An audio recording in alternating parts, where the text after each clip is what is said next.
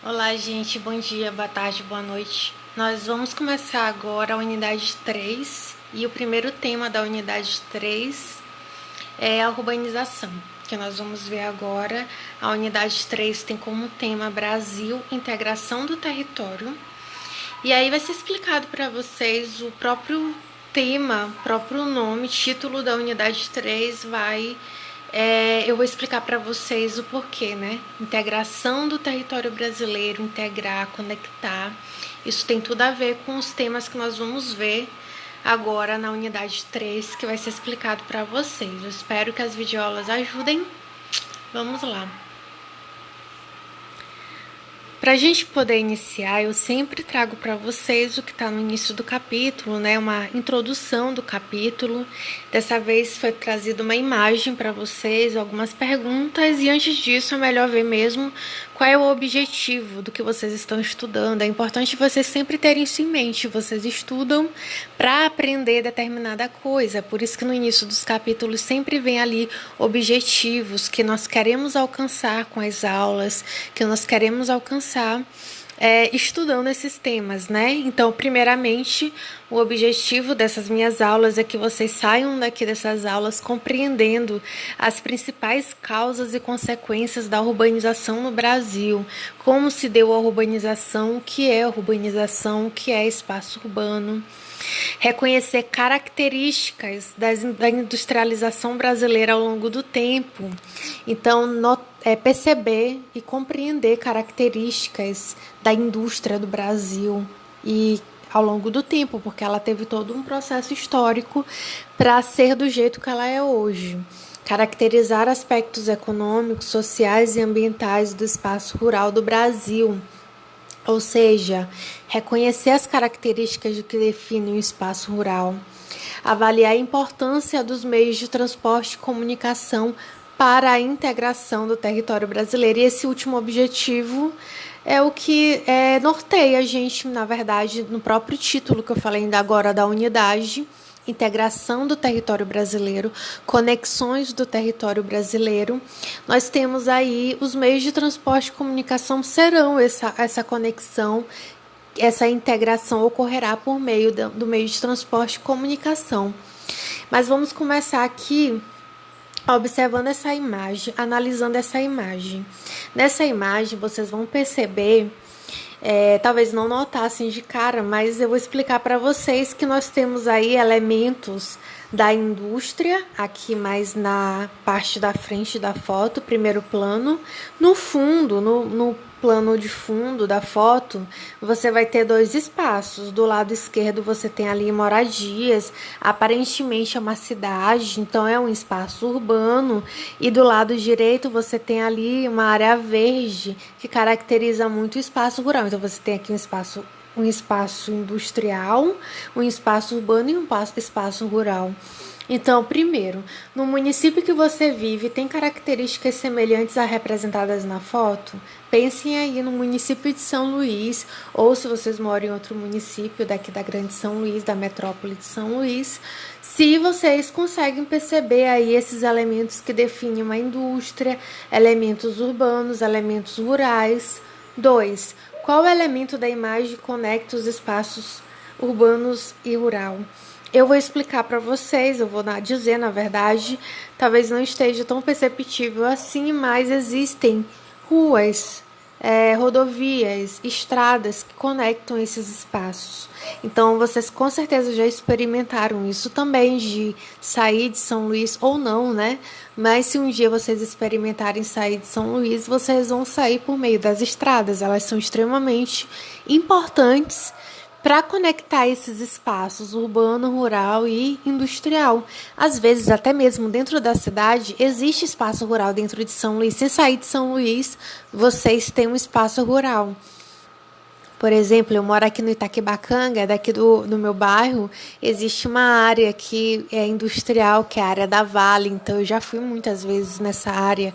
Então eu fui por meio de transporte coletivo, né?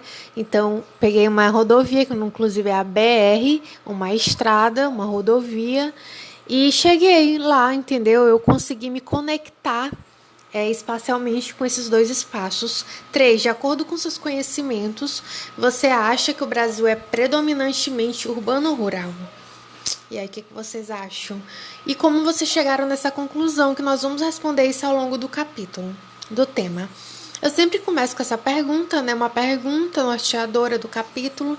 Quais são as principais características do espaço urbano brasileiro? É bom vocês darem uma pausa, gente. Reflitam, exercitem vocês mesmos buscarem as respostas, mesmo que vocês vão por caminhos totalmente diferentes do que era para ser, mas vocês vão estar exercitando a capacidade de vocês pensarem por si só, desculpa, e assim ao longo do tema vocês descobrirem, entendeu? E aprender o conhecimento. Então, não tenham medo de pensar sozinhos e andar sozinhos com as próprias pernas, com os próprios conhecimentos de vocês. É sempre importante, nunca vai estar totalmente errado, porque mesmo que vocês errem, a gente para aprender tem que errar, né? Então, pense no que vocês acreditam que seja características do espaço urbano brasileiro. Bem, aqui a gente começa com a urbanização brasileira. Eu coloquei aí para vocês um gráfico, né, que mostra a dinâmica da população. Primeiramente, né, antes de tudo, vamos definir como nós caracterizamos a população como urbano ou rural. O país como urbano ou rural é pela população, tá? Se a população está vivendo em área urbana em sua maioria, a gente diz que está urbanizado. E se a população está vivendo na área rural, não está urbanizado, porque a população está vivendo na área rural. Ou seja, é pela população que a gente define isso. Então, esse gráfico aí é a população urbana e rural. A gente define o Brasil como Brasil urbano por sua população. O Brasil é considerado urbano, pois a maior parte da população está vivendo em área urbana, mas nem sempre foi assim. Nesse gráfico, a gente tem aí dados desde 1940 até 2010. Observem, em amarelo tu tem a população urbana e em laranja você tem a população rural. Então, vocês vão observar que em 1940 a população rural era maior que a população urbana. O Brasil ele não era urbano ainda, ele era rural, pois a maioria da população residia na área rural. E aí na década de 50 para a década de 60 nós ainda temos uma maioria de população rural. Mas na década de 70 você vê isso mudando, né? Você observa que há uma grande mudança e aí você vê que a população agora está residindo em sua maioria na cidade, na área urbana. Então nós vamos aqui destrinchar o porquê disso. Porque que a partir da década de 70, cada vez mais a gente tem aí no Brasil um aumento da população urbana. Então isso significa que as pessoas saíram da área rural e vieram para a área urbana. Aconteceu isso, porque disso nós vamos ver daqui a pouco. Eu trouxe o exemplo da Índia, da Índia, eu vestindo ali, acabei me confundindo. Da Índia, a Índia, principalmente porque lá tem o maior número de população total, população absoluta, que nós já aprendemos, né? Tem uma população absoluta total de 1,3 bilhões de pessoas em 2018. A maior parte dessa população reside nas áreas rurais, então a Índia ainda não é um país totalmente urbanizado, porque lá a maioria da população não vive nas áreas urbanas, e sim nas áreas rurais. Eu trouxe esse mapa que eu resgatei lá das nossas aulas de formação territorial do Brasil, para ajudar vocês a entenderem por que o Brasil era rural até a década de 70. Por que o Brasil estava ainda tão ligado com a área rural, sendo que teve outros países europeus que conseguiram a sua urbanização muito antes. Mas é porque o Brasil sempre teve um histórico de ser um país que investiu em economias, em atividades econômicas agrárias. Lembrem-se, os ciclos econômicos que ocorreram até no início do século XX eram todos na área rural. Começou com o pau-brasil, depois cana-de-açúcar, mineração, café, borracha, fora as atividades econômicas secundárias, como cacau, fumo, algodão, drogas do sertão, então, pecuária, que é muito importante também, todos ligados à área rural, né? O espaço rural. Então, até no início do século XX, que o último ciclo econômico importante que nós tivemos foi o ciclo do café, e a gente vai ver a industrialização que, com o fim do ciclo do café, o Brasil começa a focar em atividades econômicas na cidade, indústria, comércio. É isso que vai fazer com que haja uma mudança, um deslocamento de pessoas da área rural para a área urbana. Porque acontece assim meio que um declínio das atividades econômicas agrárias, mas isso não significa que o país parou de investir na atividade econômica agrária. Continua, tanto que só na década de 70 a gente tem um aumento maior de população urbana, mas na década de 50 a expulsão da população rural aumenta porque esse espaço agrário, essas atividades econômicas agrárias começam a utilizar máquinas. E aí mesmo que a população rural não consegue mais se adequar, a maioria da população rural não consegue mais permanecer no espaço rural, porque eles estão sendo substituídos por máquinas. E aí isso vai contribuir para o êxodo rural, o fenômeno do êxodo rural. O que é o êxodo rural? É o deslocamento do campo para a cidade, as pessoas saírem do espaço rural para o espaço urbano.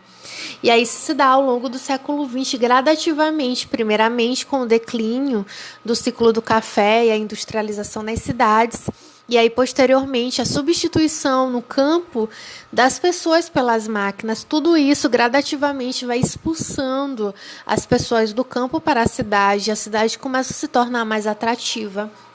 Na imagem que eu coloquei, a gente pode ver elementos aí que representam o nordestino, né? Porque aconteceu muito dos nordestinos buscarem oportunidades em São Paulo, Brasília, posteriormente, em áreas mais urbanas do país, entenderam? Então, é meio que representativo. A gente tem o fenômeno do êxodo rural e aí o aumento da área urbana. E aí essa área urbana ela vai cada vez mais aumentar a partir da década de 70.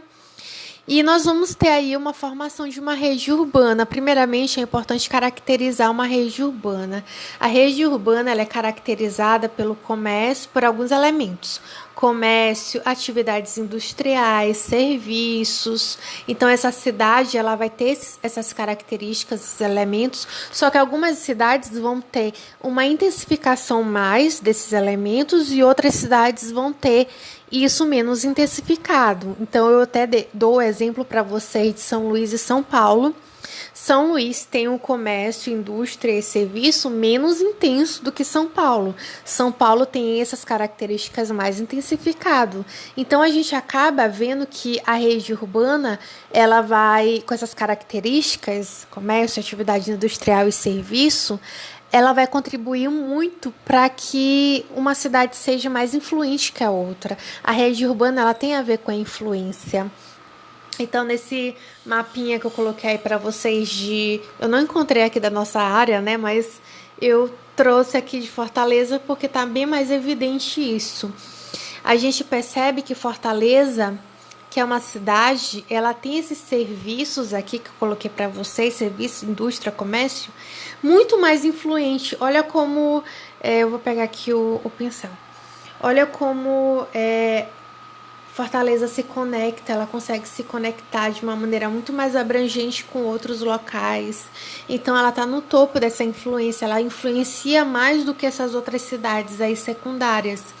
Depois de Fortaleza, tu tem aqui Mossoró, Juazeiro, Sobral, que estão aqui. Eu vou colocar outra cor para ficar melhor. Que vocês vão ver que essas cidades aqui, elas vão influenciar, só que menos do que Fortaleza, mas elas vão influenciar mais do que essas cidades daqui com círculo verde. Vocês compreenderam? É como se estivesse formando uma hierarquia, entendeu? Entre essas cidades, a mais influente até a menos influente. E nesse mapinha especificamente, que eu gosto de usar em avaliações, inclusive, você vai ver os símbolos representando o nível de influência dessas cidades, dessa rede urbana. Fortaleza tem a maior influência, a maior rede urbana. Esses símbolozinhos que estão aqui, ó, em verde, bem pequenininho, estão vendo aqui, ó? Esses símbolozinhos verde menorzinho, eles têm menor influência. tem até uns menorzinhos ainda, que eu acho que são povoados. Então, você vai ter aí uma hierarquia de cidade mais influente até a cidade menos influente, tá bem? E aí, pegando o exemplo de São Luís, que eu não ia deixar de fora, né? Você tem aqui, por exemplo, a cidade de São Luís. Como uma cidade mais influente, nós temos aqui uma rede urbana mais completa do que os municípios que estão no nosso entorno, como Raposa, Passo do Lumiar, São José de Ribamar. Então, a gente percebe que São Luís é uma rede urbana mais desenvolvida com relação a esses municípios aqui do entorno, tá? Se a gente comparar com São Paulo, vocês vão ver que São Paulo tem uma região urbana mais desenvolvida. E aí, como nós temos aqui na região uma cidade com a rede urbana mais desenvolvida, nós vamos acabar atraindo as pessoas que residem aí nos municípios no nosso entorno para cá, para esse centro, que é a cidade de São Luís. E aí isso vai ocasionar uma migração pendular. Então, o que é uma migração pendular? O movimento pendular refere-se ao deslocamento diário de pessoas entre municípios distintos para fins de trabalho, de estudo ou moradia. Basicamente, pessoas que vivem em Raposa, Passo do Lumiar, São José de Ribamar, nesses municípios que têm a rede urbana menos desenvolvida, eles vão procurar empregos nas indústrias, no comércio e no serviço, ou procurar escolas, universidades aqui em São Luís que vai ofertar esses serviços de uma maneira melhor, porque aqui nós vamos ter uma rede urbana um pouco mais desenvolvida que esses outros municípios. Isso vai atrair essas pessoas para cá. A gente vê esse movimento todos os dias de ir no ônibus, vendo pessoas que vêm ali de Raposa, Passo do Lumiar, São José de Ribamar, trabalhar ou estudar aqui em São Luís e voltar para essas cidades para dormir. Isso é chamado de migração pendular, tá? A gente quer que nem um pêndulo que vai e volta, vai e volta.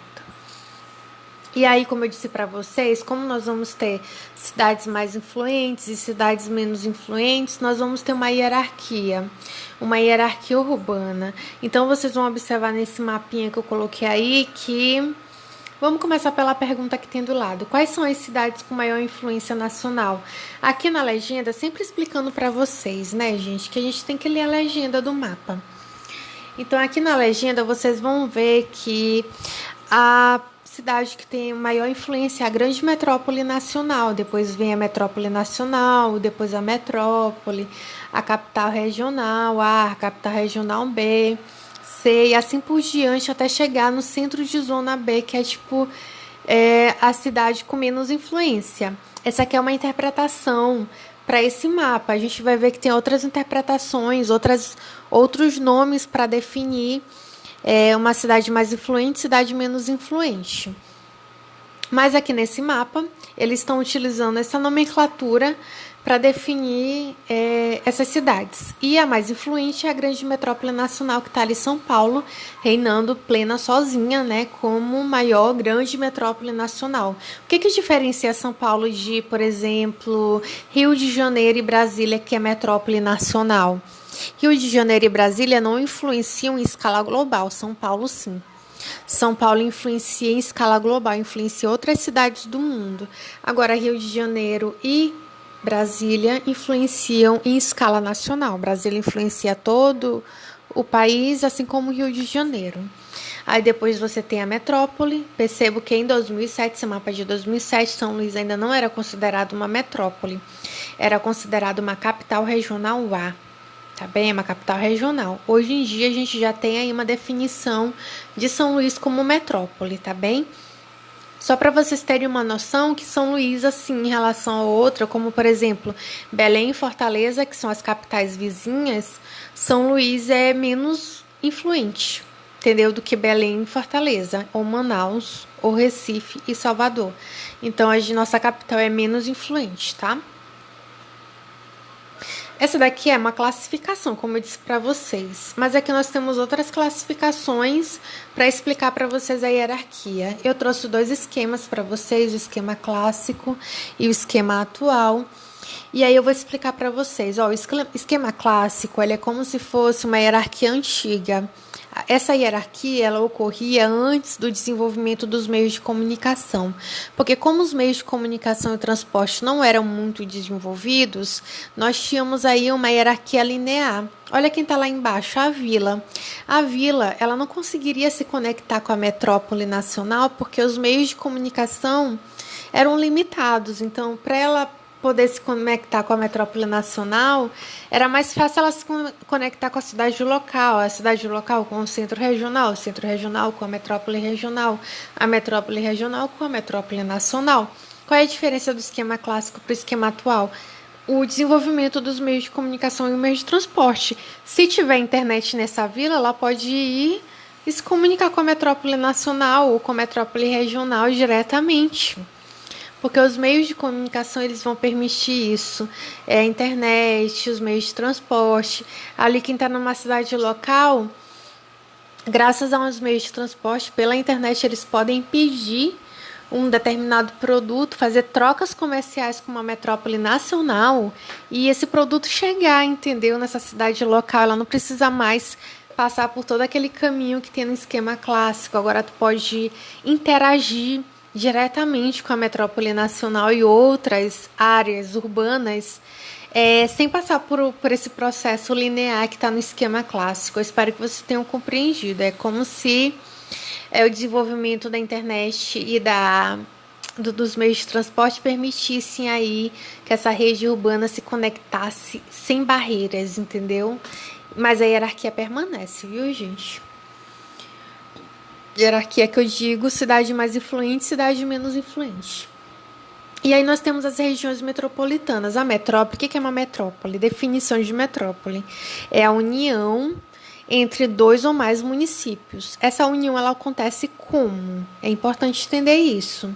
Pela expansão da mancha urbana. O que é a mancha urbana? Todas as construções urbanas, a infraestrutura crescendo, se desenvolvendo, se expandindo. Então, essa expansão da mancha urbana vai fazer que na área entre 2 municípios ocorra o fenômeno da conurbação. O que é o fenômeno da conurbação? É aquela infraestrutura entre 2 municípios, ok?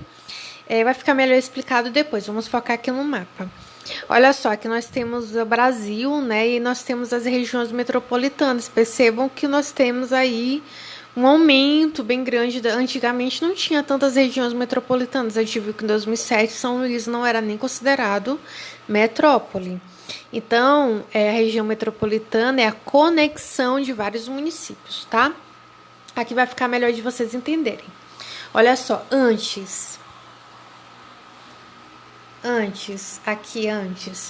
você tem uma área urbana A, um município A área urbana B, que é outro município, e aqui você tem uma área que não é urbanizada. Antes, quando eu viajava de São Luís para São José de Ribamar, eu via entre São Luís e São José de Ribamar um espaço não urbanizado, um espaço com características rurais entre uma cidade e outra.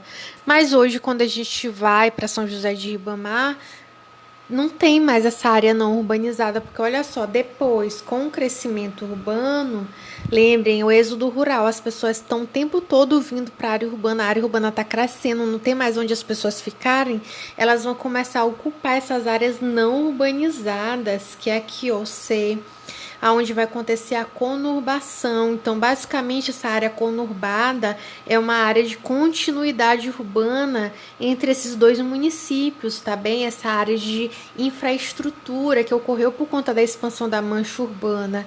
Esse outro gráfico aqui, podem pausar e dar uma olhada, é basicamente a mesma coisa, tá?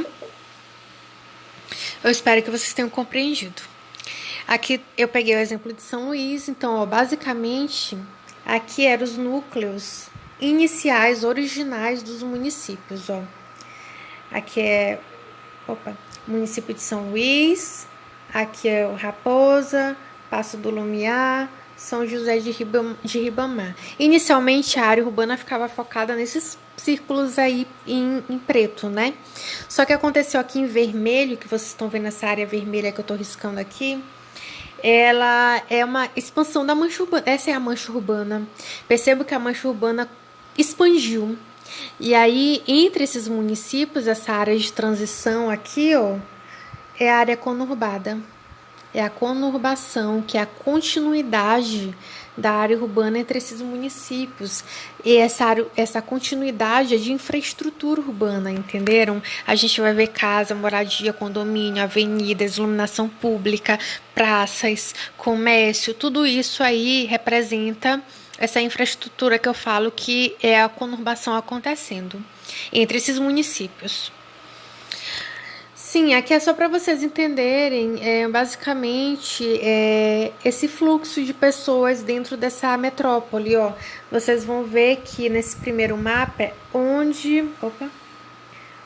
as pessoas partem pela manhã, de onde elas estão partindo. Vocês vão ver aqui, ó, que as áreas mais distantes do centro, as pessoas vão se deslocar para cá, ó, para as áreas que tá aqui, ó. O destino delas aqui nesse mapinha é para onde elas vão estudar, trabalhar é aqui. Então elas estão saindo das áreas assim das extremidades e indo para as áreas centrais que são aqui. Espero que dê para entender. Problemas sociais. Então vamos lá. Essa expansão da área urbana vai causar problemáticas, né? Obviamente. E essas problemáticas nós vamos dividir em problemas sociais e problemas ambientais. Aqui nesse slide nós vamos aqui comentar um pouco sobre os principais problemas sociais que a gente consegue identificar nos centros urbanos. Insuficiência ou baixa qualidade de serviços públicos de saúde, posto de saúde, hospital, educação, creche, escolas. Então, olha só, nessas áreas mais distantes do centro, essas áreas aqui, ó, mais distantes do centro, percebo que aqui, ó, tá o centro. Essas áreas mais distantes do centro, que as pessoas estão se deslocando para o centro, né? Estão saindo daqui para vir para cá. Elas estão fazendo esse deslocamento porque nas áreas onde elas vivem, que são as áreas mais assim na periferia desse centro, não tem assim serviços suficientes para eles, entre outros que a gente vai ver aqui, além de saúde, educação, as pessoas às vezes elas saem ali do bairro periférico para ir para o centro para estudar, porque não tem, entendeu, disponibilidade da educação no bairro periférico onde ela mora, ou então não é de qualidade. Às vezes a escola melhor que tem, mesmo pública, melhor, talvez esteja nas áreas mais centrais. E é aí por isso que tu vai ver nesse mapa aqui de onde elas estão saindo e para onde elas estão indo. Precariedade nos serviços públicos de saneamento básico, como coleta de lixo, iluminação e pavimentação. Deficiência e precariedade do sistema de transporte coletivo, congestionamento. Enfim, tudo isso daí, gente, revela problemas sociais dentro do espaço urbano.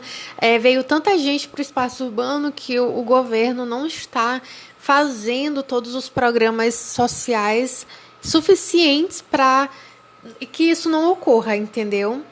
Por exemplo, não está prestando serviço de transporte público suficiente, não está fazendo vias suficientes para evitar congestionamento. Elevados índices de violência, não está prestando o serviço de policiamento suficiente, ou então educação para evitar que as crianças, porque tá aí, ó, jovens de grandes cidades são os mais afetados. Então esses jovens provavelmente estão indo para a criminalidade por conta da ausência da educação e do policiamento. E a gente também tem os problemas ambientais, para finalizar, que esse vídeo ficou bem grande, né? Problemas ambientais que são causados também por essa expansão urbana desenfreada, sem planejamento. Basicamente, não há planejamento de saneamento básico, e aí isso vai causar enchentes, porque não vai ter o acúmulo de esgotos, de resíduos sólidos, que é o lixo. Isso tudo vai fazer com que, em chuvas, por exemplo, aconteçam enchentes. Você vai ter vários tipos de poluição das águas, poluição visual, poluição do ar, poluição sonora. Enfim, gente, basicamente a cidade, por falta de planejamento, é muito comum no Brasil os centros urbanos evidenciarem tanto os problemas sociais quanto os problemas ambientais. Eu espero que ajude vocês a estudar para a prova e estudar para a vida também, que é mais importante, tá, gente? Beijos, tchau!